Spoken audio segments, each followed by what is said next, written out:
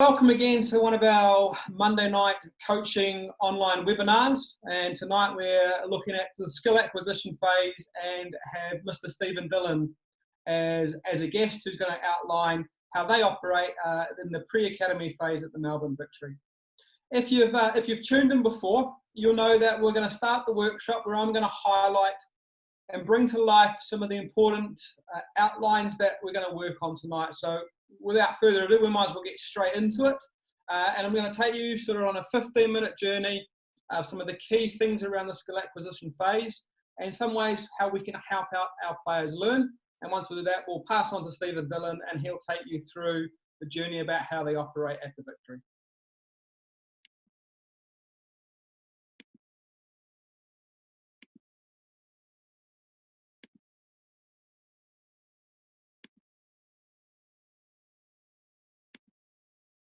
All right, we should be live on screen. So as we talked about tonight, we're really looking at how we maximize learning during the skill acquisition phase.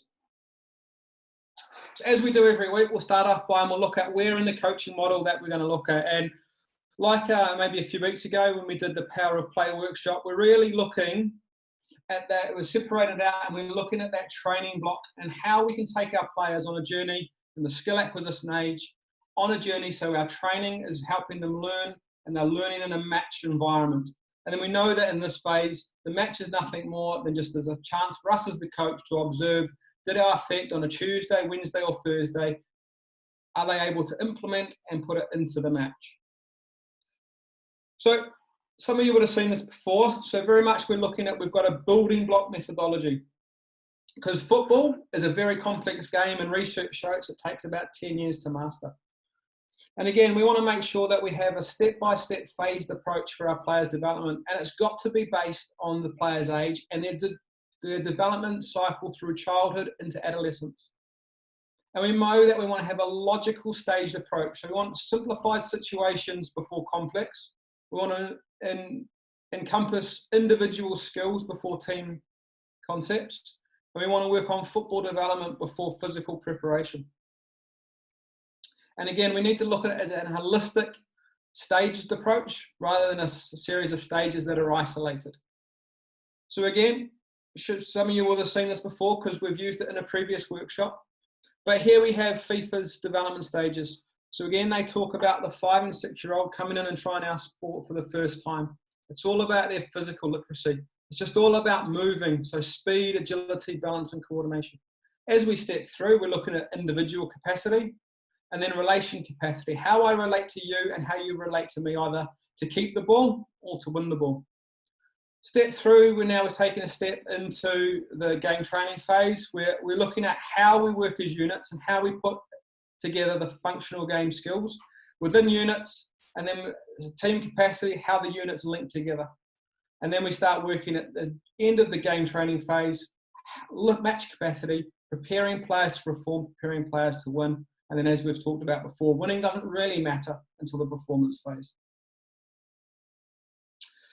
So I found a video a few years back, which I really like, and I'm not an Arsenal fan, but I know Matt May's our media guy is. But you've got to think he's one of the coaches who's been world renowned for a long, long time. So again, the video here sort of talks about how Arsene Wenger sees the phases of development of a player. It's in fact very simple. You build a player like you build a house with a basement. You know, the basis of a player is the technique. You get that between 7 and 14 years of age. If you have no technical skill at 14, you can forget it. You will never be a football player. What you can learn from somebody is, who is successful, is how much he's ready to give to be good. When you get up in the morning, we always torn in between being in a comfort zone, that, oh, I would like it easy today. And on the other side, we want as well to be the best. And it is when you get up in the morning to say, no, I don't accept to be too easy today. I want to be the best. Then the second part is the physical aspect. The first floor is the physical talent of the player. Unfortunately, that is decided between 14, 17, where you see okay, will be quick enough, strong enough. And then the second floor is the tactical aspect. Does he understand the game? How can I relate to you if you have the ball? Do I understand where to go? And then the final part that is decided at 18, 19 years of age is how much do I want to be successful? Am I ready not to go to a disco on Friday night because on Saturday I want to have a good game?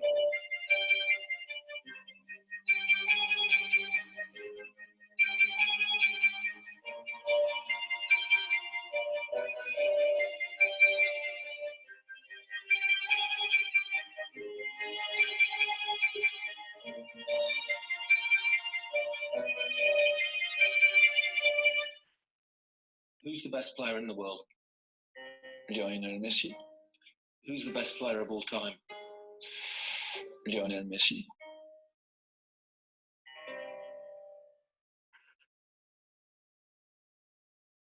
So what I want you to do is keep that in the back of your mind. You build a player like you build a house, because it's something that we'll talk about as the workshop goes. It's in fact. So we're talking about this. We're talking about phases development, and here we have that most people will be very familiar with, the FFA phases development. And again, as we're going to do, we're going to hone in on that skill acquisition phase tonight. So we know it's the golden age of motor learning, and it's the optimal time to focus on the development of football skill and technique. And we're going to talk about neuroplasticity soon and why that is. It's emphasizes the learning of skill in the game context. And this phase, and what Steven's going to talk about, is how Melbourne Victory build that solid foundation of functional game skills. I think there's something to remind yourself that it's not a program. When we talk about it's a skill acquisition phase, and this is the way I look at it, you can still work on skill acquisition no matter what age you are, but research shows, in a concept which we'll touch on soon called neuroplasticity, will show that it's easier for children to acquire skills during childhood because it's aligned with their growth and their growth cycles and the cycle of the brain. But you can still learn, in this case, you can learn to surf as an adult. But with the two pictures on screen, what you'll see is, if you go down to the beaches across Australia, is you'll see that children will pick it up very, very quickly. We can still learn as adults, but you're going to have to spend a lot of time invested, and it's not going to come as natural because of what we term something called neuroplasticity. So I think it's important to, yes, we're going to focus on skill development during the skill acquisition phase, but we can still enhance skill through the game training and through the performance phase. But we just won't have as big of impact as quickly. So the term neuroplasticity. So what I'm referring to here is it's about how the brain models, adapts, and organizes the practice of motor skills. So every time the brain performs a skill, it refines the motor pathway. So it refines the action, and it's about the myelin strands and how they grow in size. And as the myelin strands grow, the body is able to send electric pulses quicker. And so that skill becomes, if we keep refining it, it becomes more autonomic as we go. And research indicates that the grey matter density in our brain that's responsible for motor control is formed before puberty. And this is one of the concepts why we talk about the skill acquisition phase between the golden age of learning. And there's a window of opportunity for functional movement skills to take advantage of the plasticity of the grey matter in the brain. But it's still possible to strengthen motor skills after the brain matures, but it just becomes more difficult to achieve, and go back to the two pictures of the surfer before. A child can pick up the skills and techniques to surf quite quickly. You can still do it as an adult, but if you're given a go like me, it's just going to take a lot longer, and there's going to be a lot more pain and a lot more wipeouts. And then again, that's why we come back to why we call the skill acquisition phase the golden years of motor learning, because there's a window for opportunity to learn them before puberty. And afterwards, you can still improve, but motor pattern potential is limited. So that's kind of the scientific take on it. And what I want to do is pull up another slide and bring that into more simpler terms. So the easiest way I look at it is, during childhood, you can look at like the brain is made of Play-Doh. it's soft, it's very moldable, and it's easy to shape. So once a child enters puberty, that's like you now take that Play-Doh or plasticine brain, you take it outside and you put it in the sun. And we know if we do that with Play-Doh, it's like the brain, it's going to become hard, it's going to become very solid, and it's going to be very, very difficult to mold. So just look at it as neuroplasticity, as it's during childhood, that brain's really moldable. But through puberty, the sun comes out, it'll take away the moisture, and as we go through puberty and into adulthood, that becomes solid and becomes more like solid plastic in the model that you see there. So we've got to make most of the golden years of motor learning. So what I want you to do now is just show to you about motor skill acquisition, because actually research shows that there's 3 key stages. The first stage we need to develop for players is fundamental movement patterns, because without these, we can't develop fundamental skills or football specific skills, because these are the base foundation for movement. So these are things that coordinate the body to go forward, to go sideways, to go up and down, and to transfer our weight, which is so prevalent in many sports. And it's also how we coordinate our upper and lower body movements to move things in sport, to move the ball and objects around our bodies. And this is, as I said, this has got to be the foundation of what we build, fundamental movement skills and fundamental and football specific skills on top. So when we start looking at the next layer, these are locomotive skills, manipulative skills, and stability skills. And again, these are really key to developing sport-specific skills on top. So these are the underlying factors. So again, it's how we move, we run, we jump, we dodge, we leap. It's how in football it leads to kicking, striking, trapping, dribbling, throwing, catching, rolling, and then stability skills of balance, twisting, turning, and bending. And then what research also shows is these are the most essential skills for primary school children to learn. Catching and kicking, vertical jump, bounding, leaping, dodging, and punting. So once we've developed the fundamental skills, it's only then can we just start working on sport-specific skills. So the football actions within our game. But there's a warning. So if, like the house, if you start building it upside down, and you start with sport-specific or football-specific skills, that you're not starting with a solid foundation. And research shows that if children are unable to perform fundamental movement patterns for football, they're going to be susceptible to failure when they try to develop more complex skills. In other words, you're not going to have a strong foundation, and everything else after that is going to be vulnerable. So we've got to make sure that we know in specific ages what we're focusing on and when. So if we look at fundamental patterns to fundamental skills to football skills, in the discovery phase, we're really looking at fundamental movement patterns, getting players moving, which FIFA in their diagram referred to as physical literacy. And then we're working on the fundamental skills. Now we're working on these things no matter what sport they play in the long run, they're going to be successful at it. It's the skill acquisition phase where we start working on the football specific skills and really refining their technical capabilities. So this should be a slide that many of you have seen before. And again, just differentiating between what is a football technique, which is the football or the basic building blocks of the basic football actions. And it's all about the execution. So what is skill? And that's able to constantly select the right technique, execute it efficiently, given the football situation in front of you. So it's about seeing a picture. It's about deciding what technique you're going to use. And then it's about how successful you are with executing. And it can be looked like there's this. And so I don't know about many of you, but I know when I learned to drive, the first experiences was in an empty car park where there were very, very minimal external factors that could influence it. And it was all about getting out of first gear, releasing the clutch, and actually moving forward without kangaroo hopping. And then as you go forward, it's about now being able to get into a situation where you can drive, the picture on the right, where there's lots of things happening around you and you can pick up external information and be able to make the right decision. Because that's what the game's like. The game's very chaotic, there's lots of chaos, and there's lots of external factors that are going to influence what we do. So we need to make sure that when we're working with players in the skill acquisition phase, that we take them on a journey. We might regress some activities to enhance their foundation, and then we move them forward into skill activities.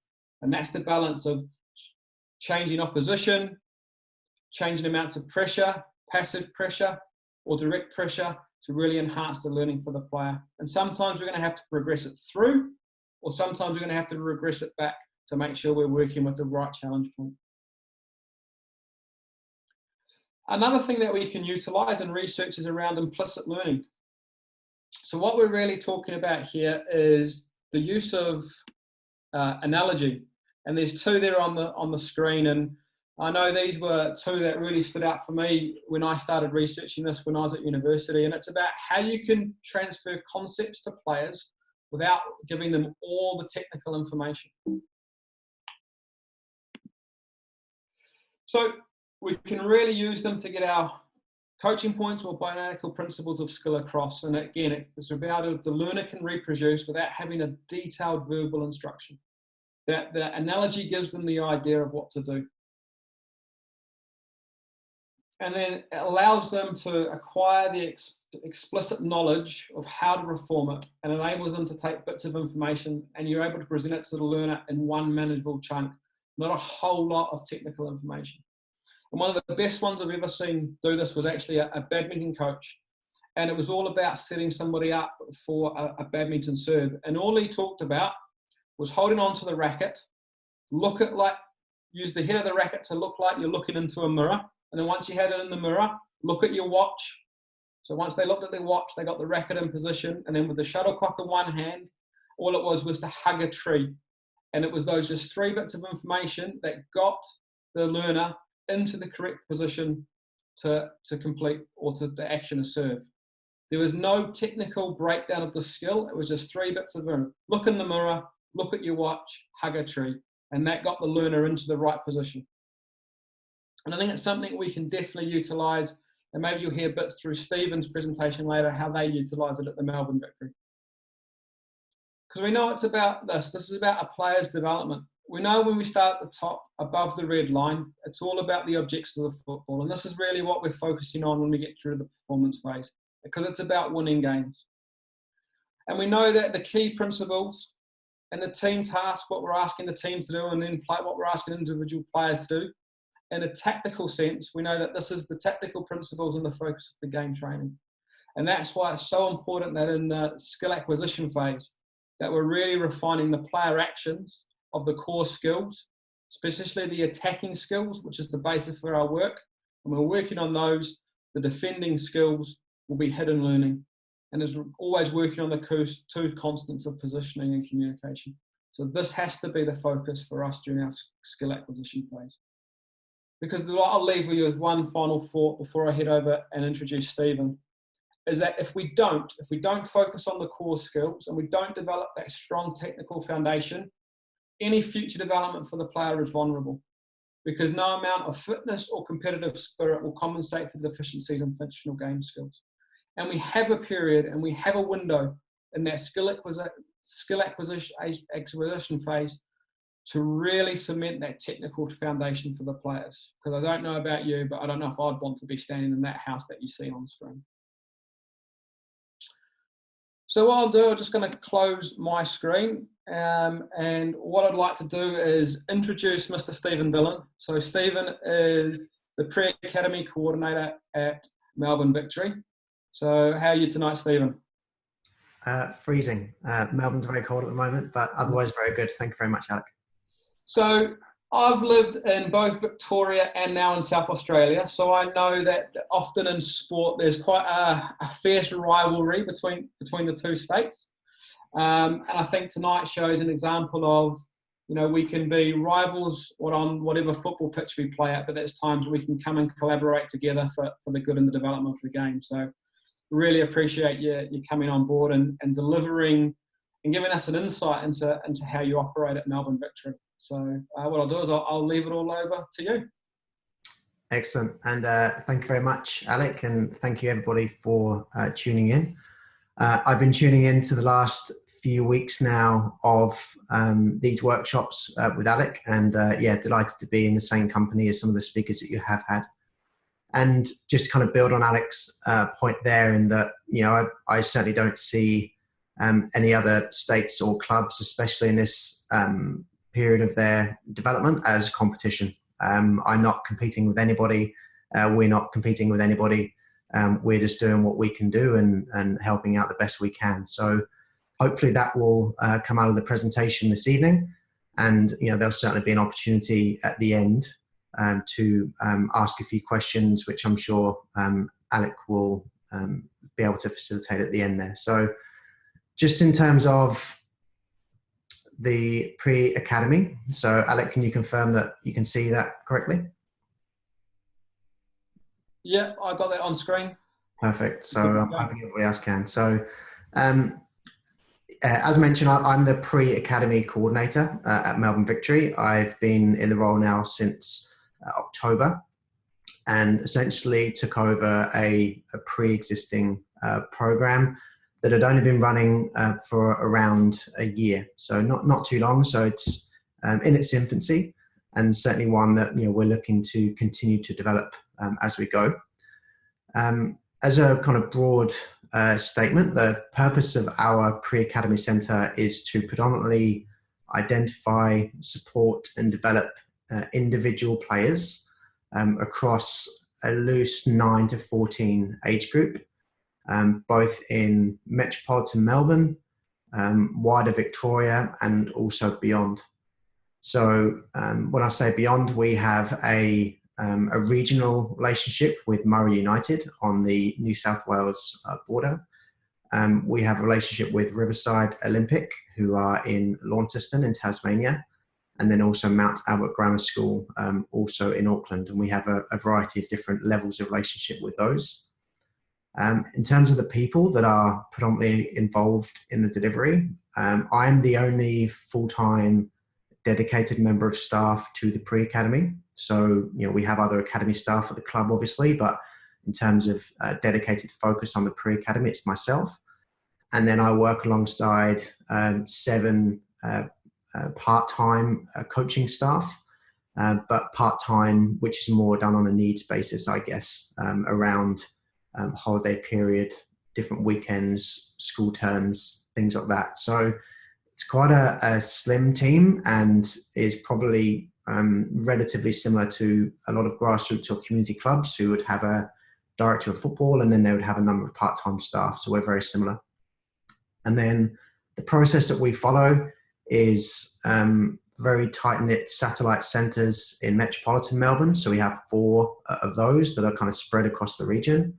And then, as mentioned, we have our regional and interstate and international centres. And just for clarity, we're not a team-based program. The players don't join Melbourne Victory as a registered player. They very much stay with their community clubs or their MPL clubs, and we actively encourage that they do that. So that's a really important point, that when they come into the pre-academy, it's not a full-time program. They're not training multiple times a week. They train with us once a week, and we encourage them actively to go back into their clubs and maintain and nourish a relationship with their club sides.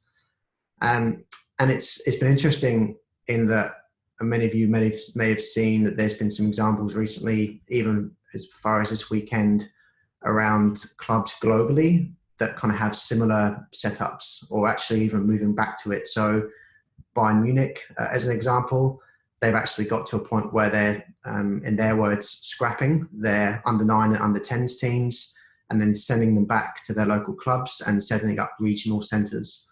So yeah, we're by no means saying that we are Bayern Munich, but there's certainly some growing examples now conceptually of this type of program running and feeding into the main academy program. And to Alex's point again around expanding our coverage and kind of opening this up to the wider audience, and we've done this quite actively now certainly the last couple of weeks, is that as a club, both in the short term and the long term, we understand that people that are in the football community are significant in terms of the impact that they can have on football development, both whether it be in metropolitan Melbourne or beyond. And as a club, we have an active interest in their development. We want to ensure that there are better players playing in Australian football and better players that are playing certainly in the region that we're in. So, we actively want to help make others better, because then the byproduct of that is that there are better players and better coaches.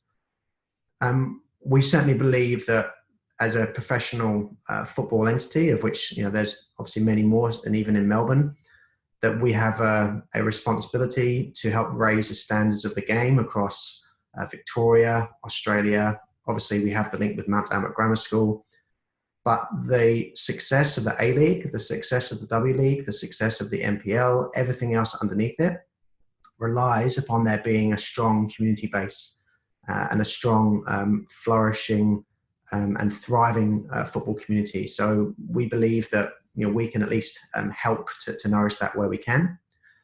We also open this up because we want people to understand the learning process that the players are going through. And I'll touch on this point later on, but not to the point of saying that we are the standard bearers of the learning process. We're trying to refine ours also, and we want to make sure that we're challenged and that we can adapt our learning process and protocols as we go. What this may also do is it may assist you in the formation or the evolution of some of your own ideas as well. And we're a firm believer that player development and coach development and club development should all run concurrently. And this is part of that for us around developing our coaches and developing the coaches in the wider game. So if this helps to give you one or two things that could be of interest to you, then again, that's a positive for us. And lastly, we really want to be held to account for what we say we do. And we certainly want to walk the walk when it comes to our role within the football ecosystem. And equally, it would mean that if anybody does get the opportunity to observe or watch or see the pre-academy centres in action, you'll know what is supposed to be done. And I'm sure, like many, we've sat on a number of webinars recently where there's been a lot of information shared and flooding of knowledge. And maybe deep down you're going, well, do you actually do that? And what I'm going to claim to you today is that what I'm presenting to you is actually what we do. It's a genuine practical insight into the role of the pre-academy. It's not we might do this or we could do this in the future. It's very much what we do, and I hope that that's received in the way that's certainly intended. Now, my assumptions when putting this together are, I'm assuming that everybody that's in the room has an active interest in junior football development or youth football development, however you term it. But certainly for us, it was around that 8, 9 to 12, 13 age group. And I'm hoping that people have an active interest in obviously learning, your ability to grow, and to take ideas from other people. And that's a real key one when we're delivering these things, that we don't expect nor want people necessarily to agree. We would like people to acknowledge and understand, but we're not precious around having to make sure that everybody agrees with what the Melbourne Victory do. We're just putting it out there that we are trying to do our bit. We're here in the spirit of sharing and certainly trying to help raise the game for our young Australian footballers. So it's certainly meant with the intention of assisting. But yeah, like I said, not everybody has to agree, and nor would I advocate that people should. So hopefully there'll be some things as I go through. As Alec mentioned, this is predominantly around that skill acquisition phase, the building blocks, and very much touches on the training component. So this isn't a one-stop shop for everything pre-academy. Doesn't go into the detail around so much the vision, the philosophy, how we manage it, or anything like that. This is very much around training. That would take a long time, well, not a long time, but it's a different subject. But certainly for today is training. And then what I've also done is, you'll notice, and I'm happy to share the presentation afterwards, so I'll make sure that Alec can send this on. I've also linked just 1 or 2 articles which may prompt a bit of further learning for you. So I know with any research, there's one article that will say one thing and another article that will counter that. They're not necessarily to justify, but they're just to give you a bit of extra reading, I guess, rather than just a PowerPoint slide. So But certainly the context, as mentioned, is skill acquisition and training. And a couple of challenges which I would say I don't necessarily need people to answer, but I just want people to think about, and they probably lead in quite nicely from what Alec was talking about. So the questions that we have, and I had when coming into the role, were skill acquisition was common in our lexicon. It was mentioned a lot around, the skill acquisition phase. It's obviously very prevalent in a lot of the material that we all have access to. And I guess the three questions that we have were, does skill acquisition only occur in the golden ages of learning? If skill acquisition is a phase that you enter and you leave, depending on your chronological age, what's before and also what's after? And should skill acquisition be seen as a program or the intention of every session for junior footballers and youth footballers and beyond? So we actually don't refer to the Melbourne Victory Pre-Academy as a skill acquisition program. I've only just started using those words since presenting this material. We believe that it has the ability to be more than that. And I'll explain why. And again, it's not diminishing the role of skill acquisition. I think Alec's done a really good job in setting up maybe some of the theoretical principles behind it. And I'm going to talk to the actual application of those principles. So I might not use the same words, but you'll be able to draw the link between what Alec has spoken about and also what we're delivering. So yeah, we don't proclaim this as a skill acquisition program. We almost assume that players are doing this all the time with every single coach that they work with. But yeah, we have a wider remit when it comes to this delivery. So again, that should set us up for what I'm going to talk about. These will be the four things. So 4 stops: coaching curriculum, arrival activities, framing, and whole part whole teaching. And then assuming that I'm on time, there'll be an opportunity for you to ask some questions around this as well. So that just gives you a flavour of what's on the menu this evening. The first port of call is the curriculum. So I was very fortunate that when I arrived, we have got quite an establishing academy system within the club, one that's led by our general manager of technical and academy, and has also got a number of coaches that work throughout that. And what we've tried to do really quickly is ensure that the curriculum, the learning design, the program, the learning intentions and the outcome are all closely linked to what our players would receive from the age of, say, 13. So 13 is a typical entry point for the Melbourne Victory Academy, and they would stay in that hopefully for a number of years and progress in beyond. So we understand that the curriculum for a 16-year-old will be drastically different from an 18-year-old in terms of the information you can give them. But we very much have worked really closely to ensure some of the key words, and I'll explain those later, or the phrases or the terminology, that the players can start to recognize some familiarity between those. I think a common coaching language is universally accepted now as best practice. You talk to any coach at any stage of the phases of development, and they'll talk about how consistent language is important, and we certainly believe that's the same. So fundamentally, we believe that the players we want to have the same DNA, so the way that they play and things like that, but different size shirt. And that's kind of the way that we're putting this across, that it's obviously adapted on age and stage, same DNA ultimately, but a different size shirt. And again, this stems across the W League team, the A-League team, the academy, and underneath. And we're certainly influenced and very supportive of the FFA skill acquisition framework. We reference it reasonably regularly in a lot of our material. We're active supporters of the FFA coach education system and a lot of the work that's been done before, which is substantial, and I'd encourage you to go and read that if you can. But it very much has its own identity. So I think one of the common mistakes that a lot of coaches make is they copy-paste and then wonder why it doesn't fit in their context. And again, given that our context is 1 contact a week in conjunction with a club, where we had to make sure that we gave it its own identity and made it very club-based. So we spent quite a lot of time doing that. And just to reiterate at the beginning, we focus very much on the player and not the team. So we have little to no interest in creating super teams, under 10s or under 11s. They play for their team with their local club, and rightly so.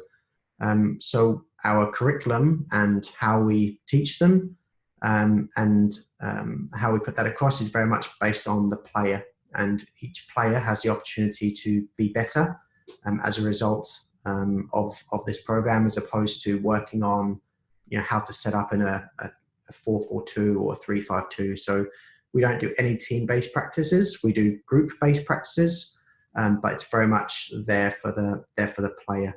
And again, if you look at some of those references on the bottom corner there, there's some correlation to how some of Sport Australia and a number of other agencies have put their curriculums together as well. So yeah, that's evolving and one that we do spend a lot of time on. But yeah, there's certainly a differentiation between the academy, the senior teams, and then in the pre-academy also.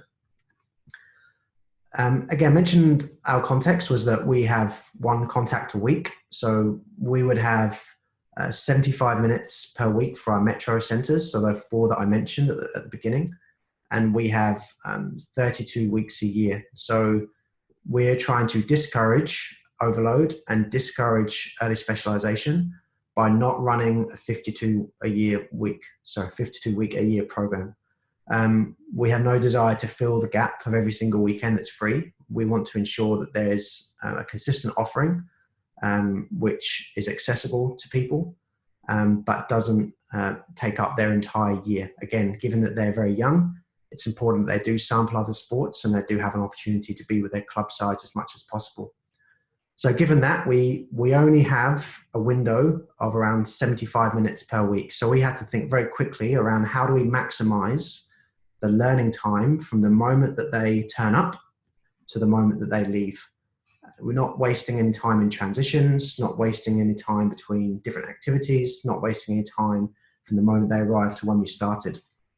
And one of the first things that we've brought in this year is the concept of arrival activities, which again, by definition, are activities or games that the players would take up as soon as they arrived at the training ground. So these have kind of progressed from the typical jogging around, or let's just do some keep-ups or things like that. But these are genuine games that are pre-planned by the coaches that will allow the players, when they arrive, to be involved in something stimulating. And hopefully there's some implicit learning for them in this period. They're largely unsupervised, so the way in which they're set out should mean that they don't necessarily need a coach to be there coaching them during them. And what we're trying to do is to link them to the session theme that they're going to then come up against during the session. So as an example, if defending was one of your themes, the arrival activity would be linked to defending in some way, such as they have to evade an opponent, they have to try and get away from somebody 1v1. So it could be something as simple as flag tag, where there's a small element of the session theme ahead that's already been weaved in to the rival activity. So the players don't necessarily know that. They just see it as being a fun, engaging activity to begin with, whereas we see it as another opportunity to thread in some of the learning which then may come out in the session. We see this as being an additional practice opportunity. Again, just in terms of the amount of time that they are actually spending practicing football and making the most of that small window that we do have. And it will mean that if players do turn up half an hour early and they're keen beans and they want to get out there, then there's something for them to do rather than just waiting around until everyone arrives. And typically these arrival activities are designed in such a way whereby, as soon as you've got one person, they can start. And every single time a new person comes, the practice develops, there's another game, and then you might split off into two, then the games keep going. And it's kind of a really seamless way for the players to start. And we're finding that the energy and the genuine enthusiasm of the children when they come is higher as a result of these types of activities to begin with. And one of the really neat things that we're finding is that it's encouraging a lot more social interaction, and especially with the younger children, who some of them might be quite shy. As mentioned, given that we are that they're with their clubs mostly, they often come to the pre-academy. They don't necessarily remember everybody by name. They don't know everybody really, really well. So we need to find different ways to encourage young leaders to talk to each other. And, certainly these types of games you'll see on the picture there on the right-hand side, there'll be people that will organize, there'll be people that will lead, there'll be people that will follow. And we think that social interaction is really, really important for them. And I won't show them now, but again, there's some example links there of other associations overseas that have done a really great job in this one. And again, with Sport Australia at the bottom there around engagement activities being a really key part to sport generally. So not just football, but sport generally. So again, I'd encourage you to go away and look at this in more detail, because I think this will be one that immediately will be able to add something different from some of the sessions that are being done. And then once that's done, we move into what most would know as a traditional framing session. I'm not yet settled on framing because I don't know, everyone has different interpretations of words, but I'm not too sure with the young ones that it's appropriate just yet. But conceptually, you as coaches will know what I'm talking about. You may use words such as, here's what's coming up, here's the menu, there's tons of other words you can use, but certainly the concept of framing is important.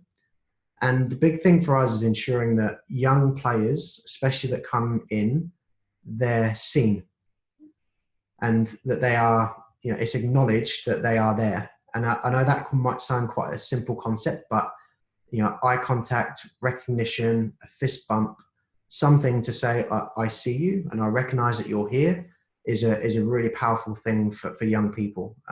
We don't want the first interaction of that session for the coach to be in the first game. We want them to have spent some time acknowledging them, talking to them at the beginning. So the framing is an opportunity to do that. And I mentioned the fist bump. Again, there's a small article on the bottom there around the importance of touch in sport. And again, that might be a little fist bump, it could be a pat on the back. But it's something that really, again, establishes a connection and relationship often between players and obviously between a player and a coach as well. So a small little high five or a fist bump for us is a really, really important one. And then one of the biggest shifts that we've made with our learning design is trying to link this frame to our Melbourne Victory senior players, so A-League and W-League. So for us as a club, it's really, really important that our A-League players and our W-League players are known. And this is a really good way that we've ensured that some of the young players actually know who our players are, because often that's not the case. Some of them don't always go to games. Some of them don't watch on Foxtel.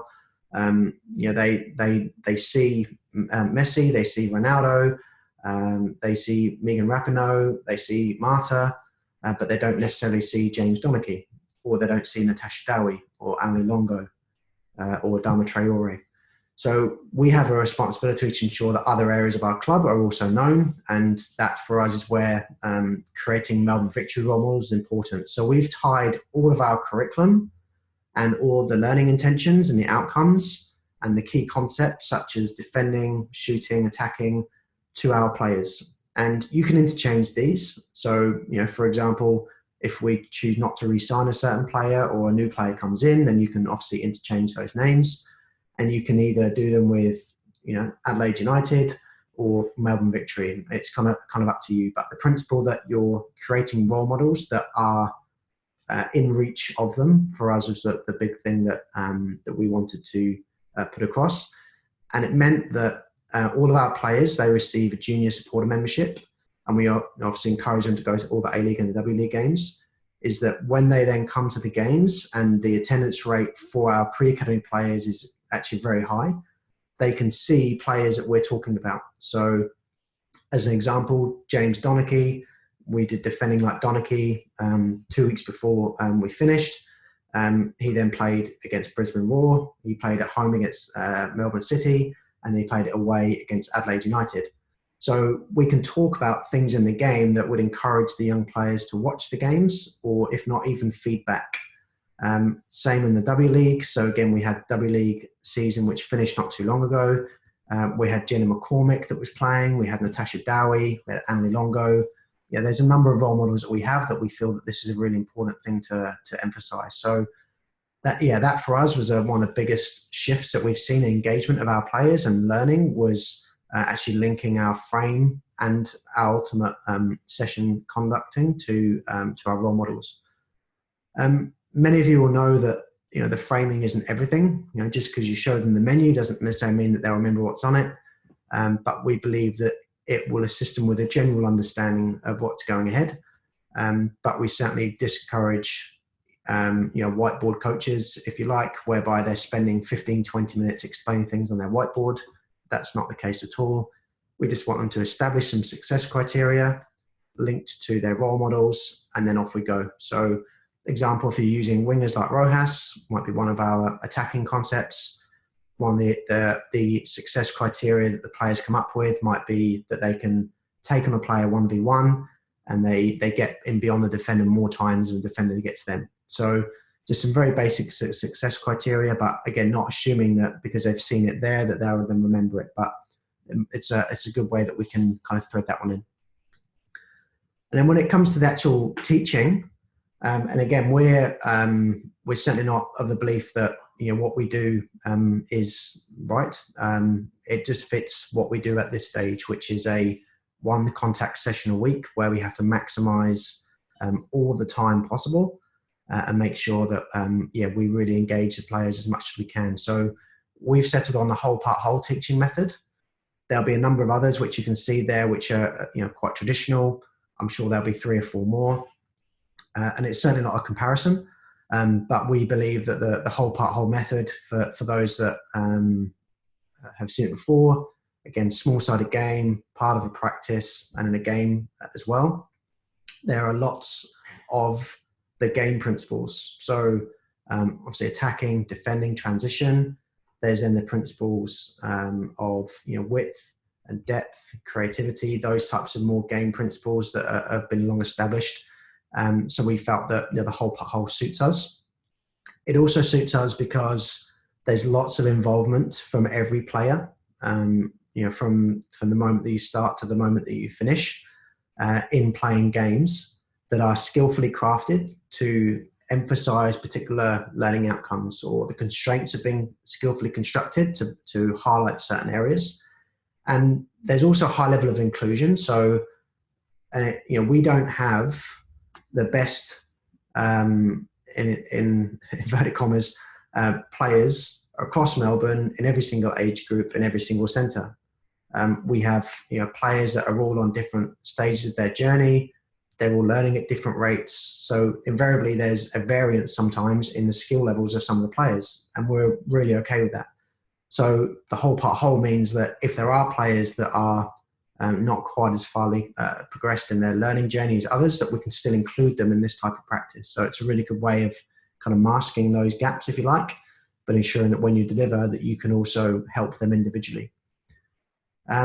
Having been involved in junior football and youth football development for a while, and certainly my observations of football around Melbourne so far, and I've certainly been very keen and active to get out there, is that we also believe this offers some variety. So we don't necessarily subscribe to the fact that you have to do the same session design, the same learning methodology, the same teaching process in every single session, and that you're going to be any better than someone that does one particular methodology in one environment, another methodology in another environment, another methodology in another environment. So I again, having been out there and seen coaches in action, there's been a variety, and we believe it also offers a variety for our players as well. And also, there are some instances where I know a number of other clubs also use this, and again, there might be some familiarity there that might cross over. But again, generally, we believe it offers a much needed topic or a subject, if you like, than many other environments that are around. And the last one, and this probably lends more itself to Alex's comments around it, it does follow an established coaching methodology. So we don't claim to have made this up. This isn't the Melbourne Victory whole part whole method by any stretch of imagination. This is something that we know has been long established in coaching, in business, in teaching. There's tons of other environments where this is relevant, and yeah, that's a really important thing for us. And on a basic, very not basic, but very simple overview.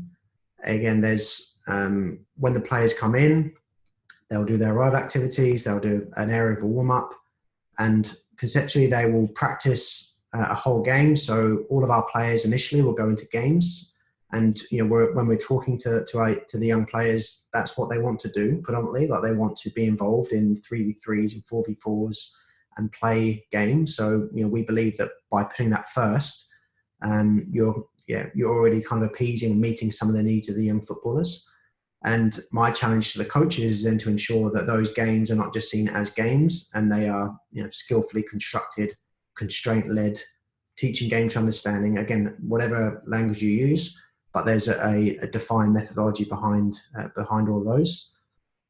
We will then ask the coaches with the players to hone in or isolate or magnify one of those particular concepts that they're working on.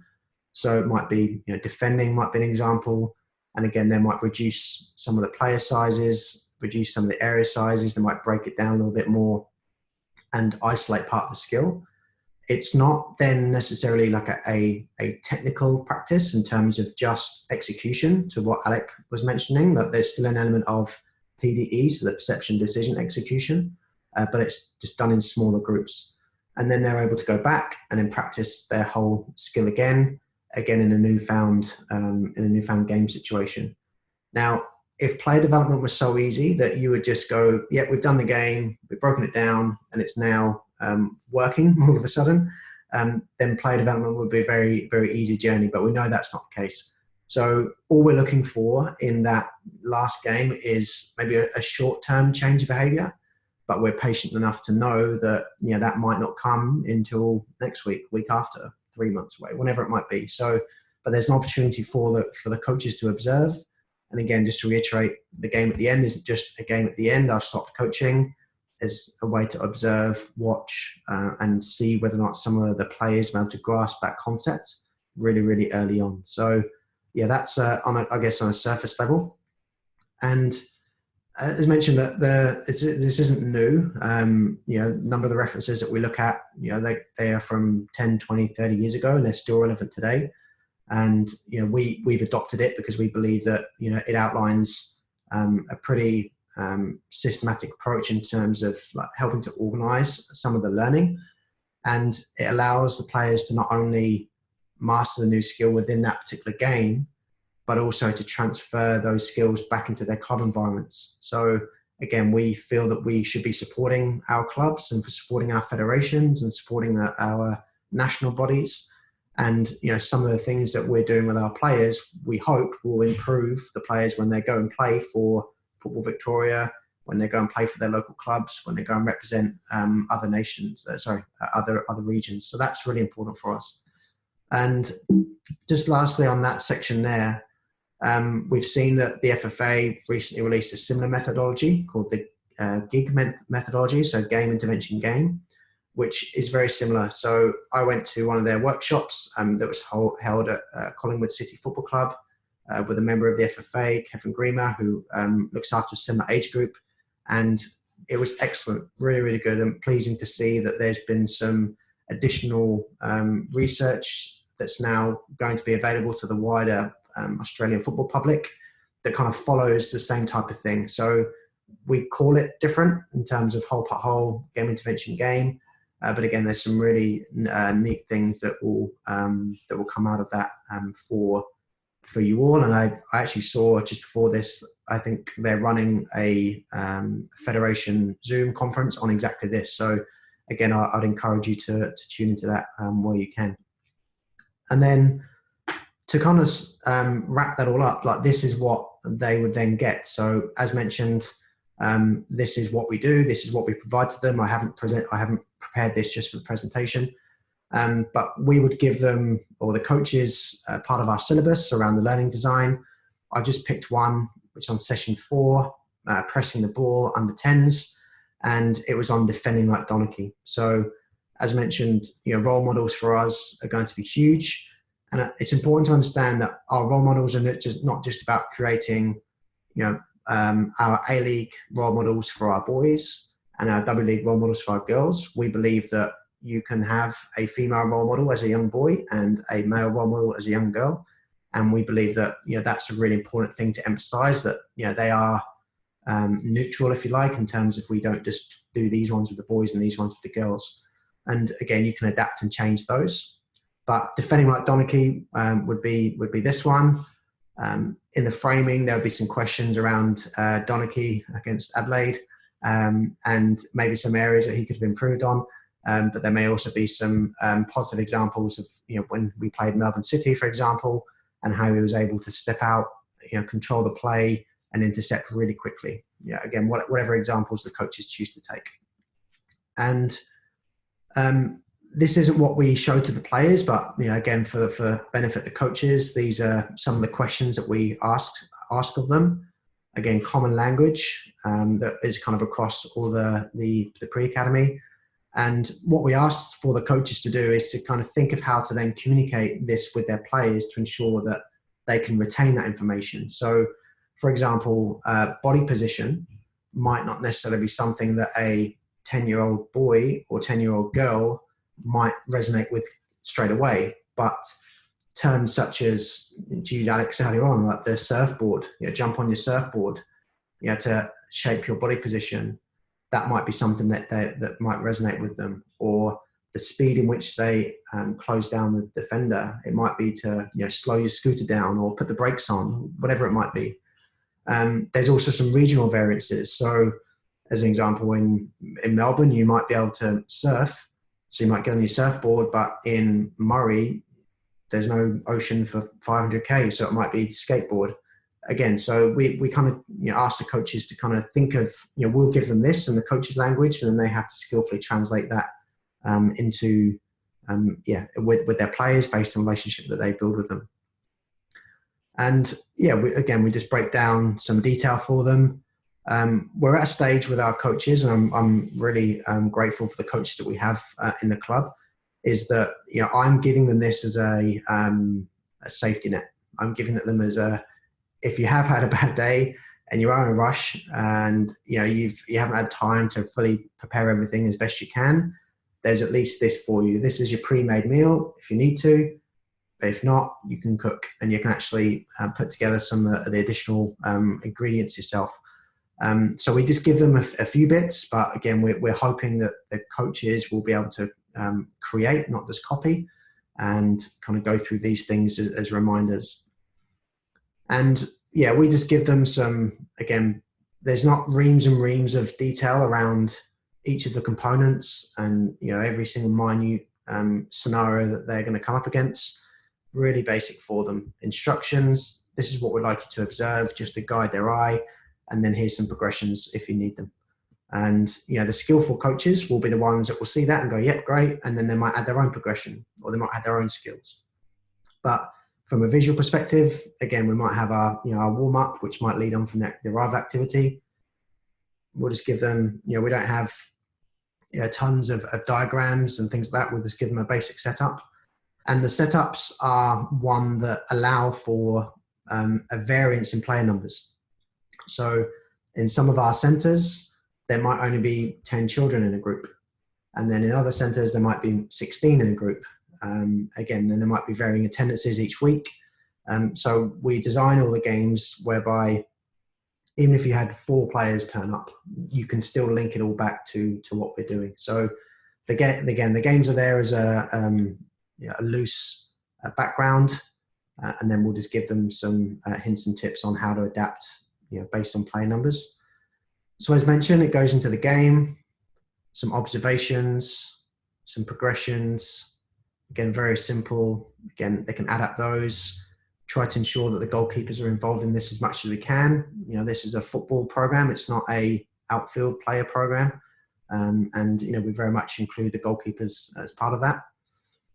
And again, just a very simple, basic area for them, which depending on the age. If you're with the with the 9-year-olds and the 12-year-olds, you can maybe add some additional detail to that one, but it's very, very similar. Again, this might be the part in the middle. And again, there might be some basic setups there, which include PDE, interference, all the things that I know that Football Victoria and FFA are supportive of, and as are we. And again, we go through back into the game again. So again, there's just some optional conditions for them, which depending on how it's gone, they can adapt those. And I must also mention that middle section, and this is just one thing I think coaches generally can do, is that there may well be opportunities where coaches may be able to quickly change that middle section because they're reading the feeling of the group that evening. So, they might need to change from it being a 2v1 practice to a slightly bigger practice, or they might need to change a few of the players out because there's misbehavior, or the energy's too low, whatever it might be. But certainly, experiencing when coaches become more comfortable and they're more skillful in their observations, they can change that middle section. But obviously these sections here, they're pretty consistent. So some observations, and again, it goes back into the game at the end. And then again, the debrief, it isn't just okay, well done today, boys and girls, did you enjoy it? And everybody goes, yes. We see it as being a really important learning opportunity to ask some of the questions, enable people to talk. And again, that's quite a skill for a lot of the young boys and girls to be able to do, is to talk and respond in front of a group. We believe that's something that we can help encourage through skillfully probing, maybe attaching questions to certain people. If there is one kid that always talks, how do you get them to interact with others? Those types of things. So that's a really important time for us to ensure that learning doesn't stop. When they finish the game, the learning stops at the end of the whole session. So these are just some examples, which again will be in play language. And the last one there is around finding examples beyond the session. So if we've just done a session with James Donachie, and then on the weekend we're playing Perth at home, and we know Donachie's going to play, then we'll ensure that we'll encourage when you go on Sunday afternoon, make sure that you watch James Donachie and see if he's doing some of the things that you were doing this evening, or what tips would you provide James Donachie if next time he comes down to the pre-academy. So there's an element of also learning for the future and kind of setting them up with not homework. We don't have football homework. We set them up with little things that they can observe or watch, which ultimately encourages them to go to the games, which may also inspire one or two little things for them as well. And the best example we've seen of that so far is we had Matt Sutton, who's our second, third choice goalie, depending on whether Acton's injured or not. He is part of the academy coaching staff. He delivered one of the sessions on the Monday evening, and then 2 days later we played in the Asian Champions League, and Matt was part of the team. And just having that connection, knowing that he was their coach on Monday, he then come down and he's then involved in the squad and on the field and being around the pre-academy players. That was a really, really special moment for us. So again, giving them tangible and close role models that they can relate to is one of the biggest learnings that we'll have from the end of the debrief. So yeah, as mentioned, they're the four. It's not, say, a one-stop shop for everything. I can talk for ages on these things. I'm deeply passionate about this particular area of our club. It's something that is really supported by our club. And certainly the energy that a lot of staff are putting into this particular age group at the moment, given that we're helping to prepare players for the future, whether it be to support them now, support them with their club, support them with their federation, or support them in their other pursuits is something that's really pleasing. So yeah, we're very optimistic about this particular age group. We know there's more to be done. We're constantly seeking for this to be better. Our staff at the moment are talking on what seems like a daily basis around how to make these things better. And again, I hope that one or two of the bits that I've mentioned might just either clarify one or two things, or at least prompt you to go and look at other areas which may be of interest. So yeah, that's me done for this evening, and certainly thank you again for tuning in listening to me ramble on for 45 minutes. Cheers. Thanks, Steven. If you can just click unstop screen sharing for us, and then that'll bring down the bottom there somewhere. Yeah, there we go.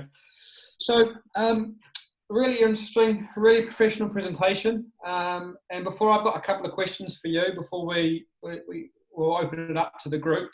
So just a reminder to all the participants, if you do have a question, you can either type it in the chat function or simply type question, and then when we get through to it, we'll unmute you, and then you can ask the question to Steven directly himself. Before I want to ask a couple of questions, I think there's so much in the workshop that you've just presented that tangents off a workshop that I think it was the second one we delivered with the power of play, and some of the things you talked about was the arrival activities and the connection brings to life some of those things we talked about, self-development theory with Dan Cook, who I know is online tonight. And also on that same workshop, we talked about the role modelling and imitating players, and we talked about the whole approach. So if this is the first workshop you've tuned into, or you didn't see our Power of Play workshop, it is online. It's up on YouTube, and we'll send out a link where you can do that. But I think there was so much consistency of the message that you shared with us, and it's something that you hadn't seen before you even developed what you've talked about. So maybe you didn't need me this evening because you was reading. So I want to touch on. So I've read the article you talked about Bayern Munich, and I know also in the article it talks about the system, about Athletic Bilbao and reassociated that, and more of a discussion point as opposed to a question was about how the clubs really see it as they're system developers. They are sort of using a football system to empower others along the way. So not just around players, but it's around empowering the players and empowering the coaches that are within those community clubs. Is that very much how you see it at the Victory? That if you develop the club, that will develop the player, and it's about developing the whole system, not just by focusing on your part of it? I believe so. And I think that's certainly been probably the biggest shift that we've seen in this particular area of the business, since October. So, I think a lot of clubs generally can see all of these different programs or products or services in isolation, even within their own club. And, we've done a very job to ensure that very quickly this is an integral part of the academy. So in our internal conversations, this is just the academy. It's just a different age group and again, a different commitment. And then stem from that as well, again, to my point at the beginning around, we don't believe, and I don't believe that we're competing with anybody in this space. We're not necessarily wired in such a way that we believe that we're trying to disrupt or weaken the local football community, but actually quite the opposite. And we do need a strong Victorian football community. We need a strong community football network. And as I referred to, we fundamentally believe that player development and coach development and club development, they need to run concurrently. And if you only focus on player development of your local players, but you don't focus on the coaching aspect of that, nor the club development aspect of that, then it's very, very hard. Obviously, there's some restrictions in terms of where our responsibility lies, in terms of how far do we go in terms of servicing the entire region. But certainly, since October, I think we've delivered 10, 12 community-based coaching workshops now that have been open for people to come in, and they've been on the similar lines of this, in terms of this is what we actually do. We need our local clubs to be strong, and I'm sure that people in the Football South Australia region will be the same. And so, we certainly believe that they should be run concurrently. But that's quite a new probably stance that we've taken in the last 6 months, because we recognise that if we want stronger players as Melbourne Victory at the end of all this, playing for the A-League, playing for the Matildas and the Socceroos and the Joeys, then they need to come from strong backgrounds.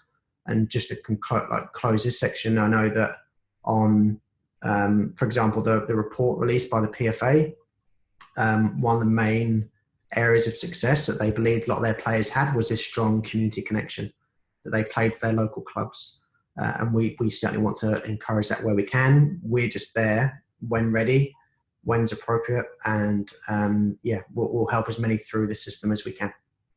So do you think it's the approach you've talked about, do you think it's something that could be adopted by clubs at whatever level of the game, working together to support each other, whether it be from, say, maybe a state football perspective? So clubs in metropolitan areas can help clubs in some of the regional areas, for example?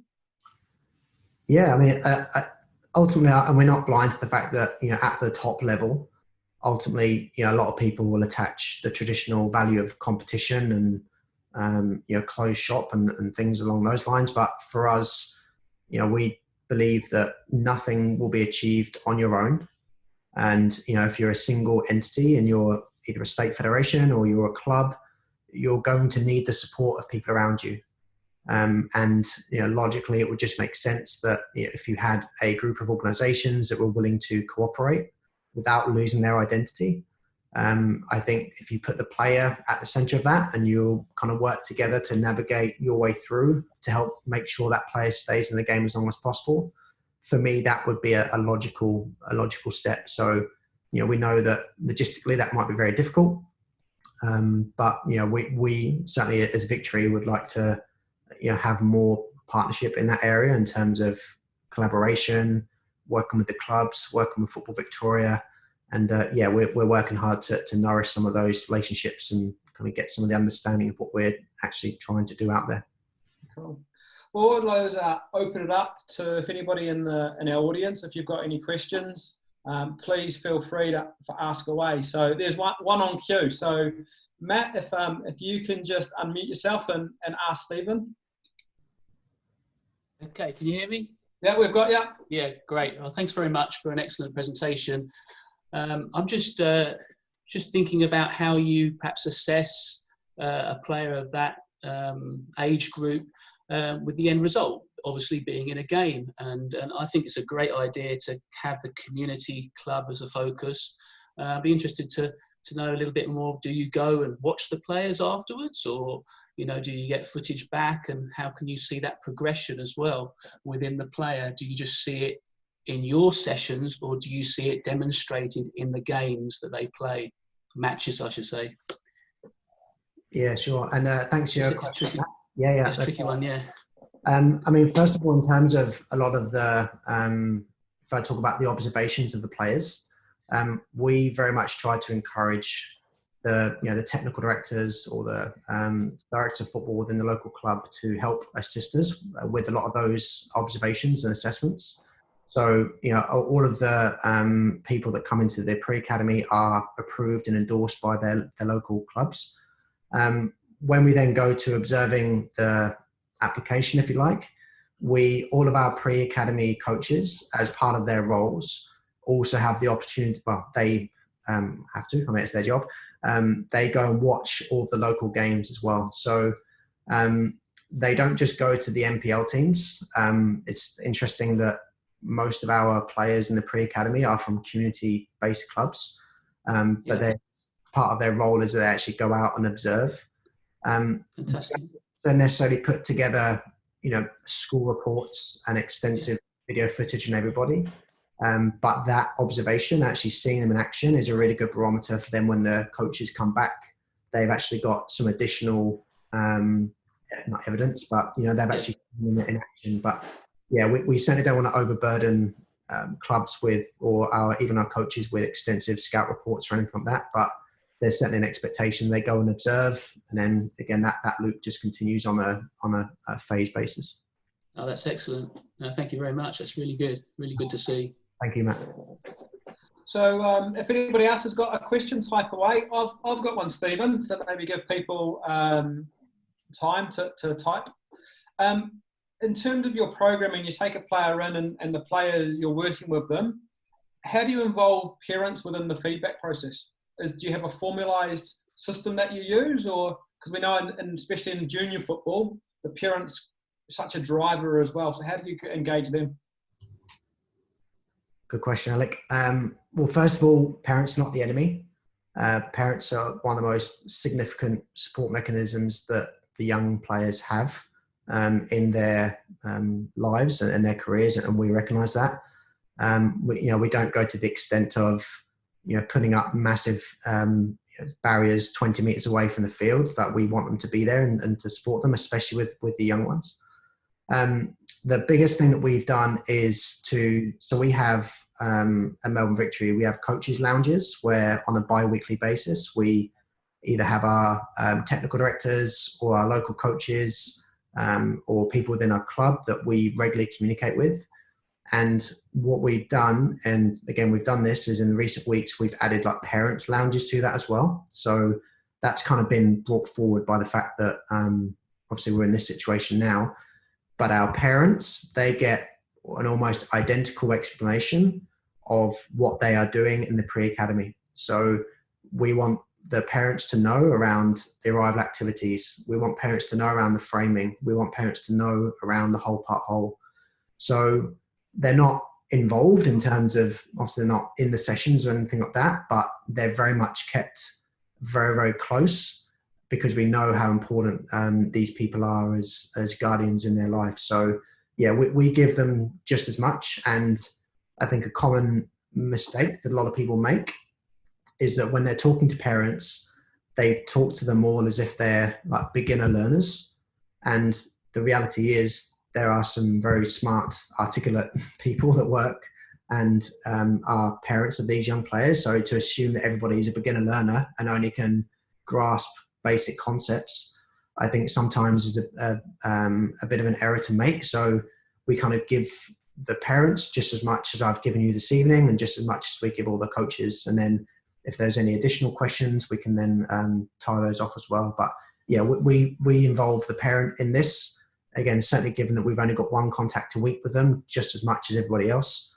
It's a vital thing people can do. They're not the enemy that a lot of people make them out to be.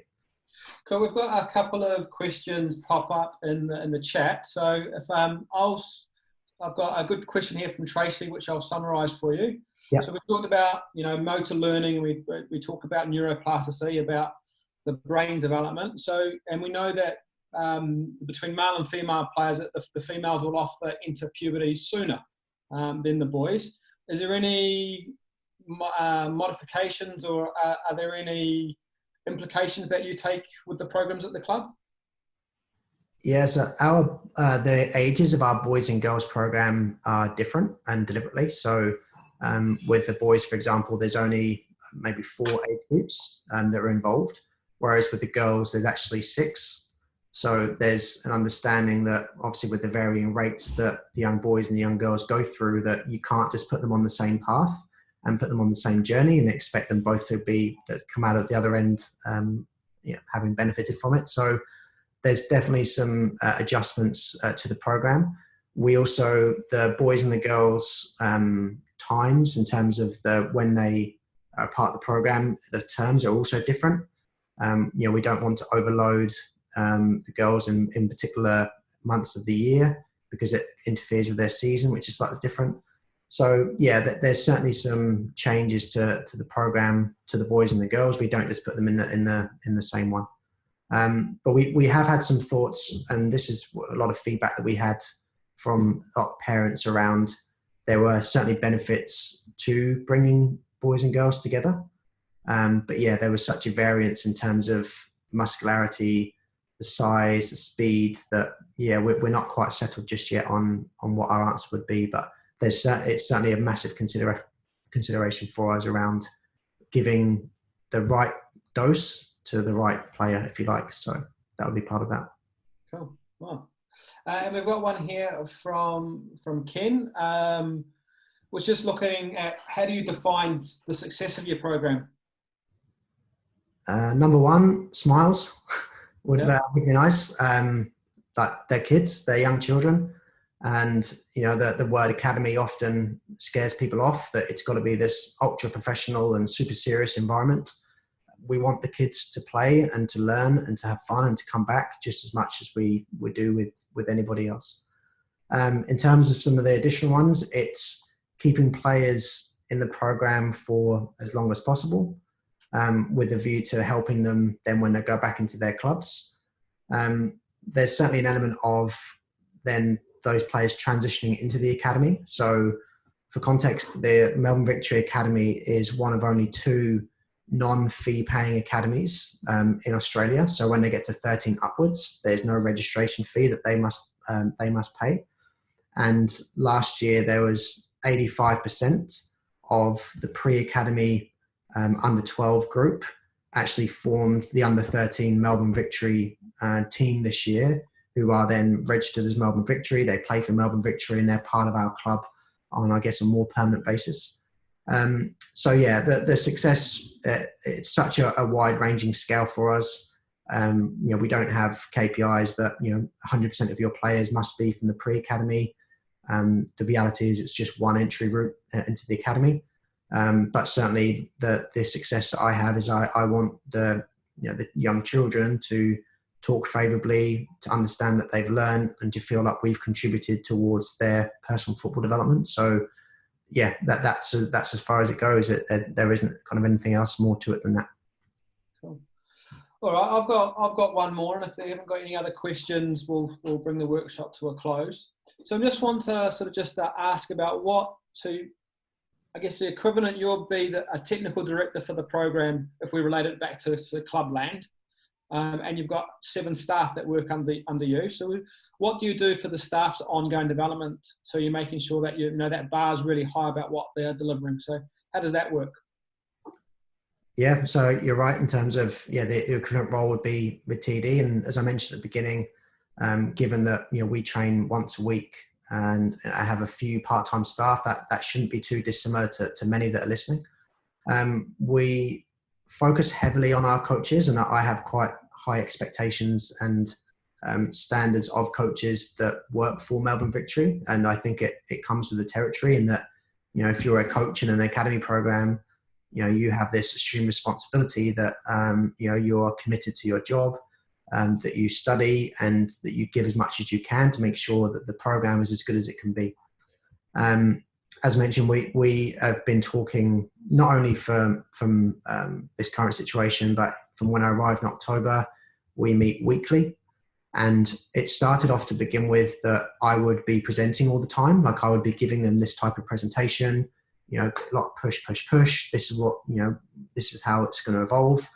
And it's at the point now where I've started to, and they call it flipped learning. So again, in teaching, many of you will be familiar with this, where we're actually putting it back on a lot of the coaches in the pre-academy to present back to us and kind of discuss how it applies then to what we do. So the easy thing is always for people to present, but then never actually link it to their context. Whereas we're actually asking them, okay, well, you go away, you look at something that you think would be of interest to you, and then you actually present it back to the club, and then we'll evolve that. So without giving, well, I can give it away because we're open to, one of the areas that we're looking into at the moment is a concept of gamification, which is around rewarding different skills and challenges in the junior age group. I'm not an expert in gamification, but what we've done is one of our coaches who has an interest, he'll be presenting back to us on that in one of our internal staff meetings. And then that may evolve where it becomes one of our workshops that we deliver to coaches. So there's no secret from that side of it. But yeah, we're certainly heavily invested in the development of our people, because we want to ensure that the players that come in and be part of the Victory are given the best opportunities that they can. Cool. All right. Doesn't look like we've got. Oh no, we do. Can we, Matt? Can we get them unmuted and be able to ask the questions if you're there, Matt?